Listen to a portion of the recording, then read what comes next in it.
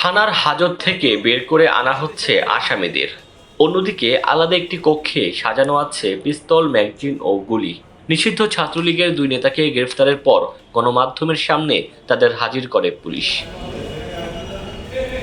আটক দুইজন চট্টগ্রাম কমার্স কলেজের সাংগঠনিক সম্পাদক ও চট্টগ্রাম মহানগর ছাত্রলীগের উপ অর্থ বিষয়ক সম্পাদক।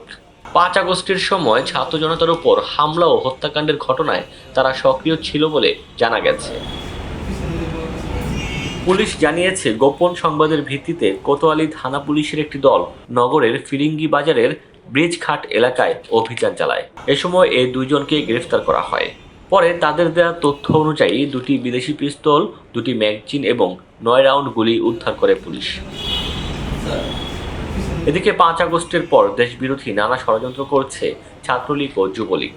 দেশের বিভিন্ন স্থানে সন্ত্রাসবাদ, ছিনতাই ও বিভিন্ন অপকর্মের সঙ্গে তারা জড়িত।